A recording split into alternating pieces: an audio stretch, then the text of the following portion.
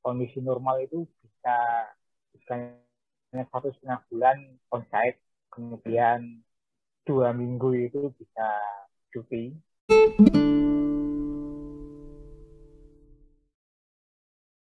Pit, makasih ya Pit ya sudah luangin Halo, waktu loh. Ya, makasih banget lah udah siap, mau sama-sama. sharing di sini. Ya tadi kayak aku tadi juga udah sempat bilang sih ya. Jadi pinginku sih apa ya kita tuh dapat aku sih terutama aku pingin dapat belajar juga lah tentang dunia tambang tuh kayak gimana gitu kan. Soalnya aku juga belum ada pengalaman di sana gitu. Ya kali aja bisa jadi informasi yang kali aja ada yang nonton gitu kan bisa jadi informasi yang bermanfaat gitu. Ya, makasih banget ya sebelumnya ya. Ya, ya. Pit, boleh Ya, kenalan dulu ya. sama-sama. Uh, Bapak Danang. jadi Vito ini teman kuliah saya dulu, guys.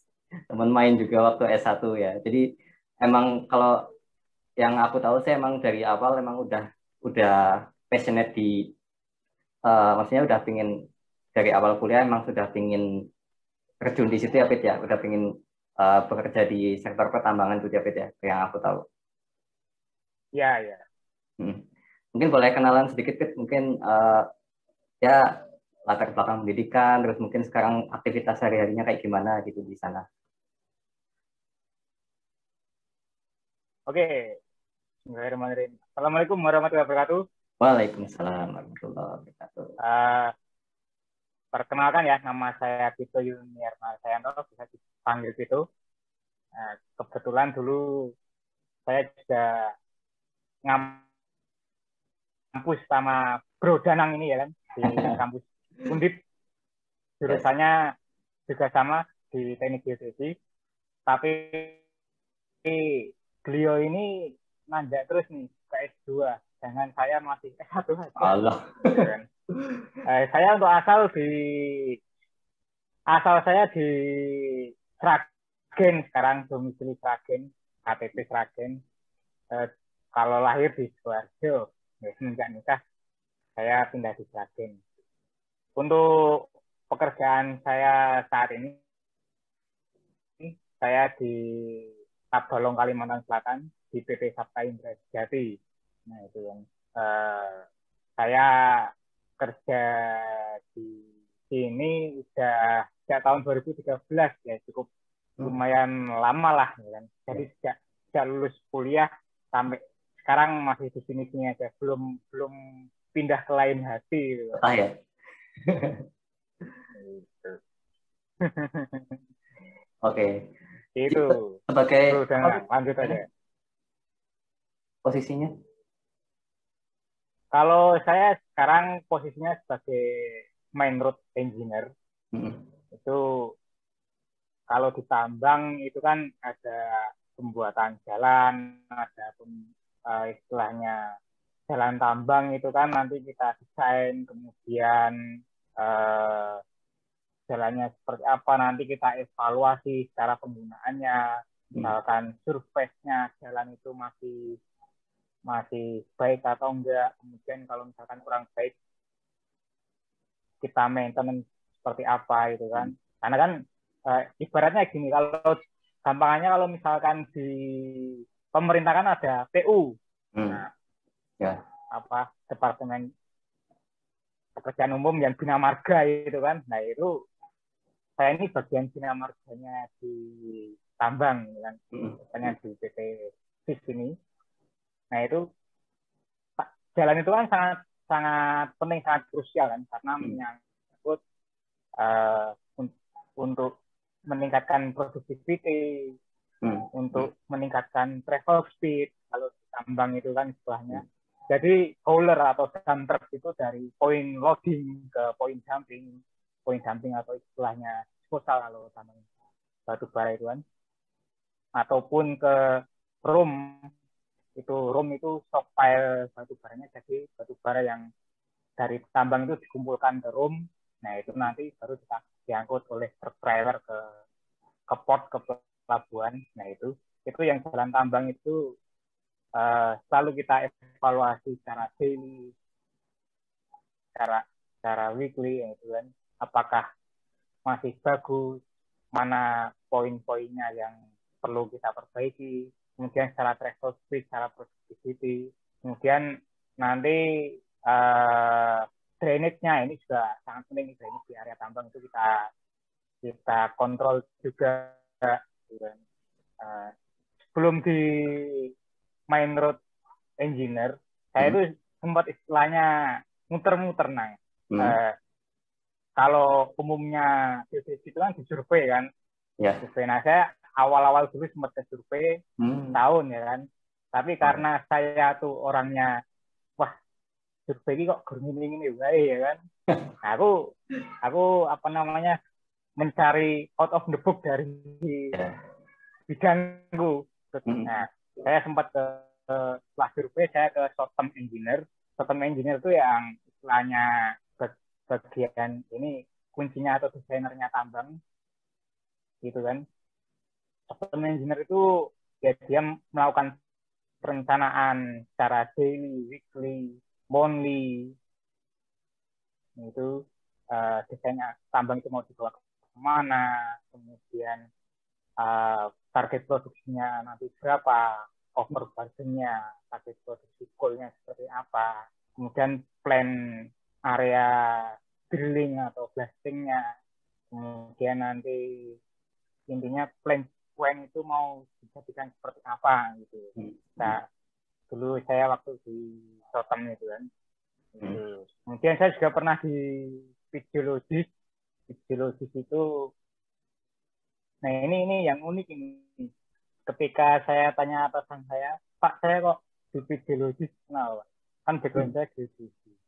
Ya ini nggak apa-apa, yang penting ada geo-geonya. Loh, beda Pak, ada geologi, ada geodesi.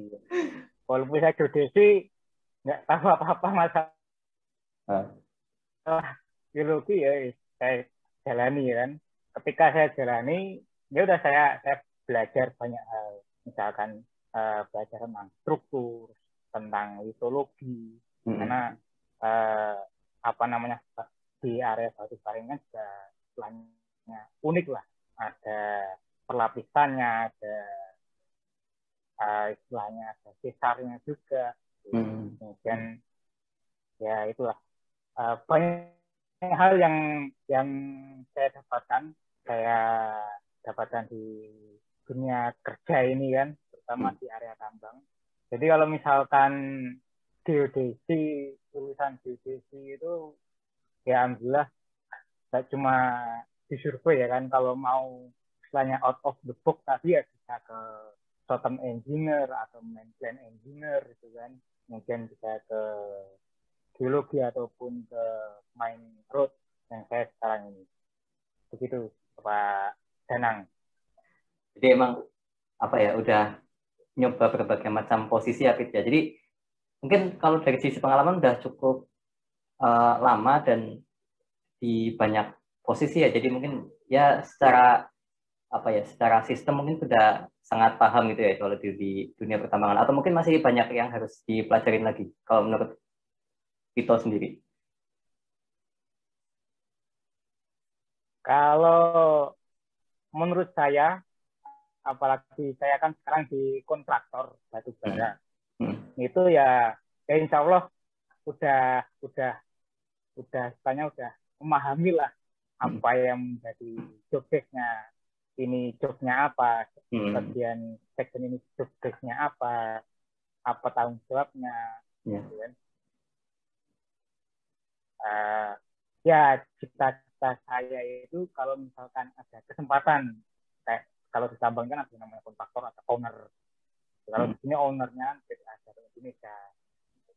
Itu ya ada cita-cita kalau ada dan rezeki itu nanti suatu saat bisa ke owner atau bekerja di mineral. Nah ini mineral ini suatu yang saya impikan, mineral karena unik kan, mineral itu kan ada emas, ada nikel, strukturnya pasti beda gitu.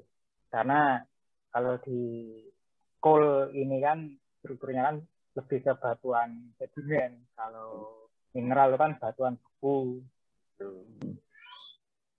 Ya semoga ada nanti rezeki satu saat Ya, amin. tempat lain. Ya. Dan kalau misalkan mau daftar PNS ini umurnya udah nggak nyampe. Ya, rezekinya masing-masing lah, Fit. Kita kepala tiga dan lebih satu angka ya Nang ya kita ya. Ya. Tapi Fit, dulu kan dari tahun 2013 ya tadi ya. Dan udah ya berapa tahun berarti? 8 tahun ya, udah ya. Ya udah 8 tahun. Dan ya kan aku juga tahu lah, maksudnya dari kuliah pun emang kamu udah pingin di situ kan, itu udah passion di situ gitu loh. Itu kenapa Fit? Kenapa memang pingin bekerja di sektor pertambangan? Ya dulu waktu kuliah itu ngebet banget kan kerja di tambang, sampai KP pun komen piye carane nah iso kudu mlebu tambang kan. Nah itu apa ya namanya passion dan ingin mewujudkan cita-cita gitu kan. Itu karena ya sejak awal ya komen kalau bisa ke tambang gitu kan. Dan dulu kan pas waktu kuliah wah kelihatannya pengen naik pesawat, pengen naik pengen Kalimantan kan, sesuatu yang sangat gitu kan. Dan dulu waktu sebenarnya dulu sempat ini sih sempat tergoda dengan PNS itu kan, tapi kan ya karena alhamdulillah sudah keterima di tambang dan apa namanya sempat juga daftar PNS tapi ya belum rezekinya gitu. Rezekinya ya masih di sini. Itu sih. Ya. Gitu bro. Ya emang rezekinya di situ ya. Tapi apa? Iya. Expect berarti kan ya kalau kerjanya udah 8 tahun pasti emang menikmati ya. Jadi maksudnya apa yang ekspektasi yang dulu dibayangkan saat kuliah emang realitanya kayak gitu ya, yang kamu dapetin gitu di sini, di situ. Ya alhamdulillah ya sesuai ekspektasi selama kuliah ini. Walaupun apa namanya ya banyaklah suka-sukanya di area tambang itu ya pasti sih dimanapun. Makanya ya alhamdulillah sesuai ekspektasi ya kan, alhamdulillah sesuai passion, sesuai visi saya. Mungkin ya kan apa yang cita-cita saya terus itu kabul gitu. Kemudian ya dukanya juga pasti ada loh, ya terutama sudah punya gandengan, sudah punya ngomongan ini, wah kalau tinggal apa mau berangkat kerja itu pasti lumayan berat gitu kan. Keluarga sih utama. Dulu waktu awal gabung ke tambang prosesnya gimana, Pit? Prosesnya dulu setelah lulus itu kan ada proses rekrutmen, itu ada berbagai macam tes, yang misalkan psikotes, kemudian interview HRD, interview dengan user di Jakarta, kemudian sempat interview juga dengan direkturnya itu di Jakarta juga, kemudian terakhir medical check up dan alhamdulillah lolos gitu kan. Apa itu berarti diceritain tesnya dari awal? Tesnya psikotes itu ya standar lah, apa namanya yang tes pada umumnya itu, soalnya banyak bermacam-macam sampai ada apa itu Paulinnya juga ya kan, yang lumayan banyak itu. Kemudian ada interview sama HRD dulu ya kan, kemudian interview dengan user di Jakarta, kemudian interview dengan Bapak Direktur di Jakarta juga, kemudian medical check up. Interview itu ya ditanyain seputar background kita apa, kemudian skripsi atau tugas ajarnya apa, kemudian apa namanya ketika magang itu pernah nggak ditambang kan, atau kerja bakti itu pernah nggak ditambang, Gitu. Kemudian MCU ini harus benar-benar kita jaga kesehatannya, ya kan? Karena kan MCU ini ya sangat sangat krusial, ya kan? Itu alhamdulillah udah lolos semuanya lah. Langsung kita join, misalnya yang join kontrak dulu dengan perusahaan. Awal-awalnya seperti itu, bro. Itu tesnya itu step by step, terus misalnya aplikan itu nantinya di tahap tertentu ada yang gugur, atau semuanya ngejalanin tahap yang sama terus nanti hasilnya baru di akhir itu, Wid?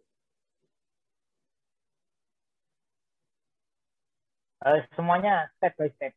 Jadi dulu tuh ya ada mungkin sekitar bulan atau 2 bulan lah. Bulan atau 2 bulan itu nunggu step by stepnya itu. Karena kan dulu psikotes dulu aku di Jogja, kemudian saya nunggu agak lumayan seminggu 2 minggu baru di callingan suruh ke Jakarta. Nah pas ke Jakarta itu interview user dulu, ya kan. Nah kemudian aku pulang lagi, kemudian beberapa waktu lagi terus di calling lagi, berangkat lagi ke Jakarta, kemudian setelah itu sudah saatnya ke tahap selanjutnya, calling lagi, terakhir di medical check up gitu. Jadi ya yang di Jogja itu psikotes sama interview HRD lah, seperti itu. Semuanya user yang ada di head office di Jakarta.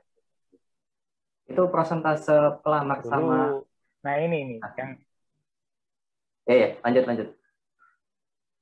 yang dulu ya waktu masa probation itu kan, aku kan jalur di GDP kan, atau di perusahaan ini namanya Graduate Preparation Program, GPP. Ya itu dulu sempat ini juga, sempat nginep tuh di rumahnya Bang Juki. Oh iya.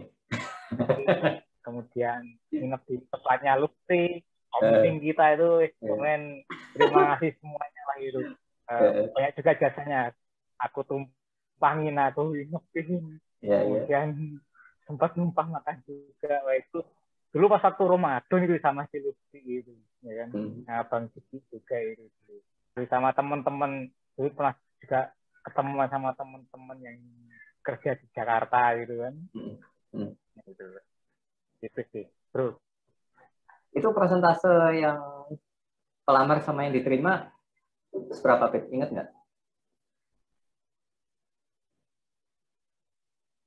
Yang lamar sama yang diterima, waduh, berapa ya? Aku nggak terlalu memperhatikan sih yang itu. Sepertinya ya lumayan banyak sih. Kalau yang diterima itu saya ingatku, kalau yang di Undip itu ada aku, kemudian ada orang geologi itu ada 3, yaitu yang lainnya dari universitas lain. Bukan waktu rekrutmen itu kan tahun 2013, itu kan batu bara lagi down.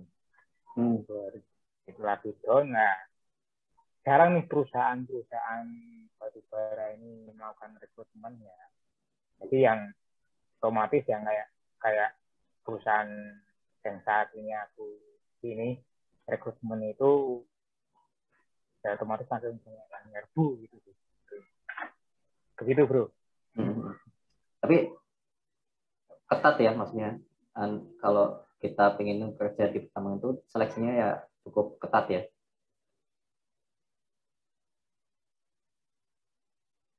Ya dibilang ketat ya lumayan ketat sih seleksinya.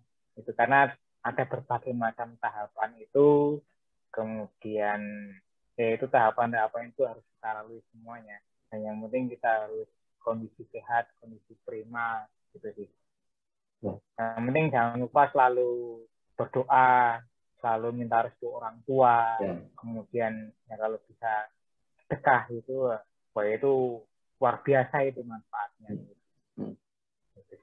Nah, kalau dari sisi fresh graduate nih terutama sih, kualifikasi yang diperlukan misalnya kita ingin kerja di tambang itu apa? Kualifikasi untuk fresh graduate itu ini untuk saran untuk adik-adik untuk generasi penerus geodesi khususnya itu, nah kalau mau banget kerja di tambang itu kan kita ada kerja praktek atau magang kan, nah itu mulai dari situ kita istilahnya coba ke tambang kan. Kalau lulusan geodesi itu biasanya ke survei, ke main survei atau jadi surveyor itu kan, itu mulai KP ke tambang, kemudian kalau ada tugas akhir bisa ke perusahaan tambang juga, itu bagus lah. Kemudian kalau kualifikasi yang lain ya pada umumnya sih. Nah, yang penting soft skill harus kita tingkatkan, kita asah terus soft skillnya sama. Kemudian kalau software yang dipelajari itu kalau untuk basic selama perkuliahan itu kan ada AutoCAD gitu kan. Ya. Nah, itu bisa menjadi basic gitu. Kalau kita di tambang itu ada software lain nanti. Ada namanya Mindscape, ada Surpat, ada Expat segala macam gitu. Nah, nanti itu bisa dipelajari ketika udah masuk perusahaan tambang. Basicnya itu AutoCAD, kemudian itu sih yang paling penting juga soft skill gitu. Karena sangat penting sih, sangat dibutuhkan di sini, terutama masalah komunikasi, masalah koordinasi. Tiap hari kita harus koordinasi dengan banyak tim, banyak orang, kemudian cara berpikir analisis. Karena kan tambang ini kan dinamis, gitu kan.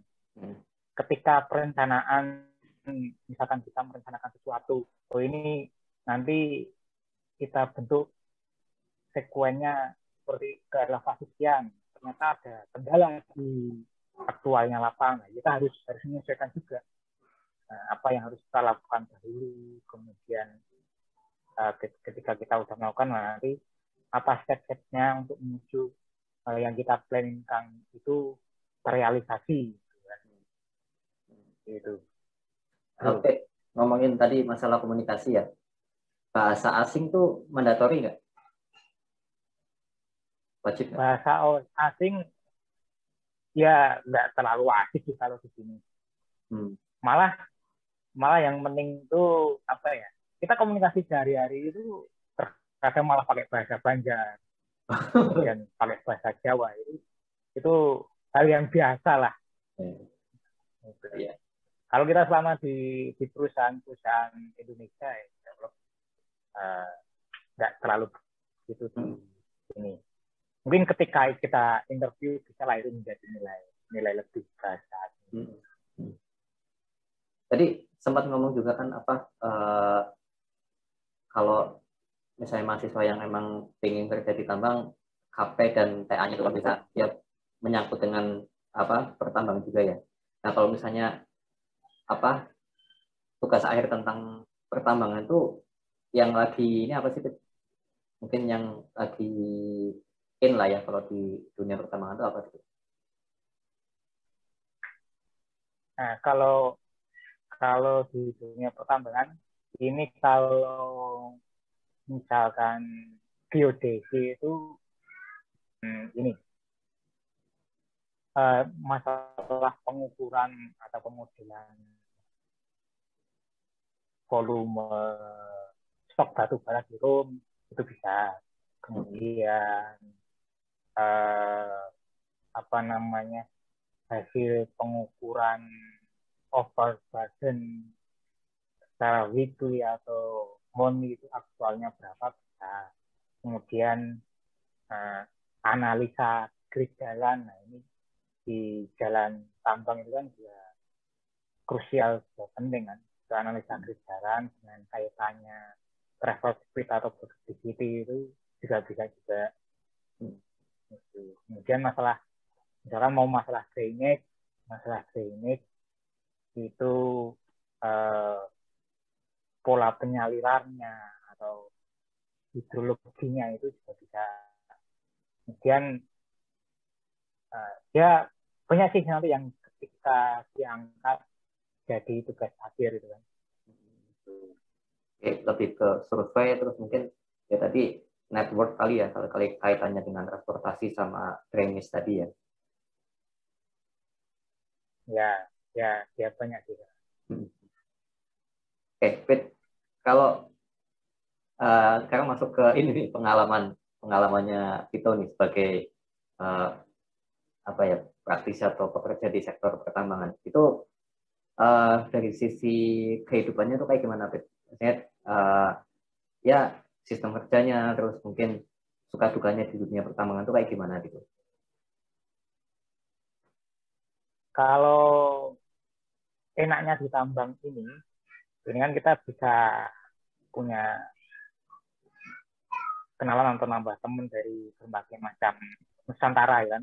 Itu ada teman-teman dari Sumatera, dari Padang, dari Medan, Sumatera Utara, Palembang, kemudian Kalimantan, Sulawesi, Jawa ini juga lumayan banyak.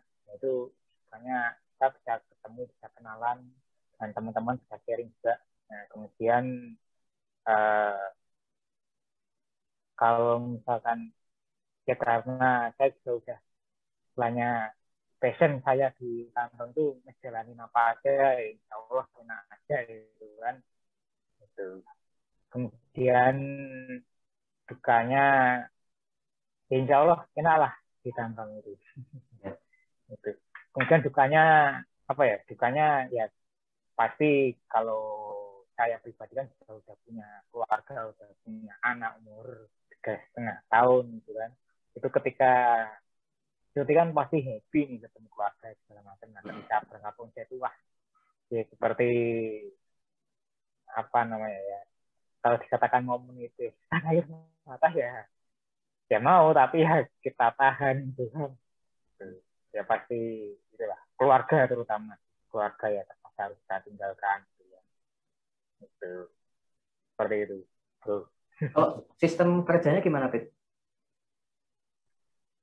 Kalau sistem kerjanya ini kan sistem roster itu, kalau kita onset itu kan kalau misalnya kondisi normal atau nggak ada, karena kan masih musim corona, kondisi normal itu bisa 1,5 bulan onsite, kemudian 2 minggu itu bisa cuti di rumah, ya sekitar 20-an hari lah di rumah itu kan kalau kondisi normal. Kemudian nanti ketika di site itu ada misalnya off 13 hari masuk, sehari off itu. Kemudian ketika tanggal merah seperti ini ya libur nasional gitu kan. Itu dan kerjanya ya, seperti itu sih. Tadi kan bilangnya kalau kondisi normal, kalau kondisi kayak gini beda. Kalau kondisi corona ini wah ini yang nggak bisa diprediksi ya kan. Ya. Kalau tahun kemarin tuh saya onset tuh hampir 6 bulan. Karena kan tahun kemarin itu kan awal-awal corona sangat heboh gitu kan. Heboh itu ya sampai sempat lockdown juga, dan penerbangan kan tahun kemarin sempat dilarang kan, tidak ada itu. Itu 6 bulan di site dan ya lumayan, tapi cutinya bisa hampir 3 bulanan gitu kan.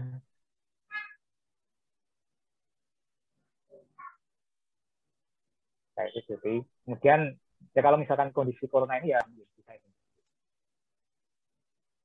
hampir 3 bulan di site ya, tapi nanti istilahnya cutinya juga lumayan. Ketika kita 3 bulan di site, nanti katakanlah bisa 1,5 bulan cuti seperti itu. Ya. Paling happy kalau udah cuti ya ketemu anak ya bro ya. Ya rasanya tuh, rasanya udah pasti kayak memendam kangennya yang Iya, udah lama main banget sepak gitu. bola sama anak. Mantap. Iya, pasti. Pit, Main terakhir. bola sama anak. Kemarin waktu terakhir apa yang 6 bulan itu bisa pulang tuh bulan apa itu? Aku dulu tahun kemarin tuh onset Februari, kemudian pulang ini bulan Agustus ya kan. Jadi kan lumayan tuh. Sebelum sebelum 17 Agustus tuh aku udah pulang. Jadi pas 17 Agustus tuh aku bisa merdeka di rumah gitu kan. Akhirnya bisa cuti ya kan. Itu tahun kemarin tuh emang sangat memacu tingkat pressure itu. Ya, ya, ya pastilah 6 bulan, 6 bulan tuh lama banget tuh. Iya. Udah nunggu banget pasti. Ya, Itu rasanya campur aduk. Pit, terakhir Pit. Kalau kalau menurutmu sendiri tuh prospek kerja di dunia pertambangan itu kayak gimana?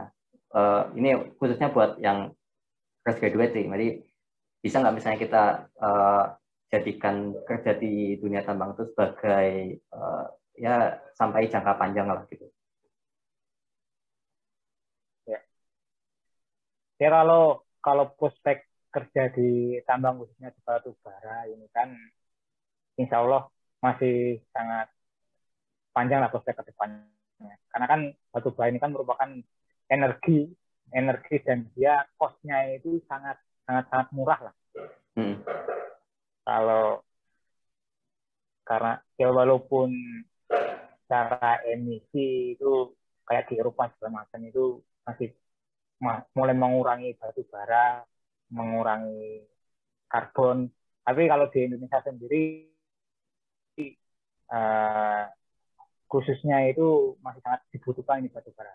Karena kan kita keseharian menggunakan listrik, menggunakan charging segala macam itu kan memerlukan energi listrik ya kan. Itu PLTU-nya itu kan sumbernya dari batu bara itu. Kemudian industri-industri kayak industri peleburan baja dan lain-lain itu kan bisa membutuhkan batu bara gitu kan. Ya saya rasa masih sangat lama dibutuhkan ini, terutama di Indonesia sendiri maupun di Asia Tenggara itu kan. Karena istilahnya untuk mewujudkan renewable energy itu kan masih memerlukan cost yang lumayan tinggi tuh. Kalau renewable energy itu kan ada geothermal, ada panas bumi itu kan, itu masih lumayan tinggi itu cost.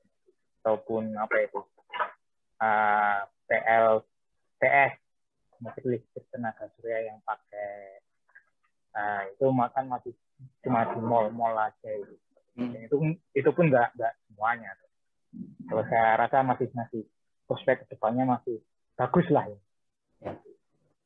Jadi menjanjikan lah ya gitu, kalau misalnya nanti ada deh kita pingin jadi pertambangan gitu. Ya insya Allah masih menjadikan. Apalagi ini kan pemerintah juga istilahnya gencar banget kan masalah smelter segala macam itu kan. Nah itu ada kaitannya itu pasti membutuhkan batu bara juga itu smelter itu ya. Oke, ya thank you banget ya bro ya udah sharing banyak hal. Sebenarnya kalau misalnya kita gali lebih banyak tentang maksudnya gimana kerja di dunia pertambangan itu pasti banyak banget lah yang bisa kita bahas gitu ya. Cuma mungkin ya pengennya sih yang kita dapat gambaran umum dulu sih, supaya nanti misalnya mungkin teman-teman yang ingin masuk ke dunia itu bisa dapat ya big picture-nya dulu lah tentang dunia tambang itu kayak gimana gitu. Ya. Oke, Fit. Dan ya. Ini ada tambahan lagi mungkin kan. Nah, ketika kita kerja di sektor swasta khususnya kan, apalagi tambang batu bara, tambang yang sangat dinamis ini. Nah kalau kita itu kita jangan cuma ngandalin satu pemasukan. Karena ini sudah saatnya kita dalam artian kita harus harus apa namanya invest di berbagai macam hal karena seperti kayak Bu Sri Mulyani itu katakan itu kan negara-negara maju itu kan uang itu bekerja untuk mereka. Nah kalau kita di negara berkembang ini kan kita bekerja untuk uang. Nah itu kalau bisa ya gimana caranya kita yang sektor swasta ini teman-teman itu sudah mulai memikirkan masalah investasi segala macam lah. Ya, passive income ya. Ya harapannya ya betul. Ya harapannya kan ya kalau bisa ketika nanti kita udah umur 40 tahun ke atas atau ya istilahnya udah lumayan cukup lah. Nanti ya ada saatnya kita istilahnya kalau pagi itu dengerin Lovebird atau dengerin Kasar itu sambil makan pisang goreng atau lihat-lihat ikan koi kan sangat asik itu ya kan. Itu sih itu bagian dari cita-cita juga itu kan. Oke, Pit, ya makasih banyak ya buat sharingnya. Ya. Ini makasih, yang jelas sih makasih banget buat waktunya lah udah meluangkan waktu buat ya sharing kayak gini gitu. Dan semoga ya sama-sama bro. Buat yang nonton ada manfaatnya gitu ya. Ya.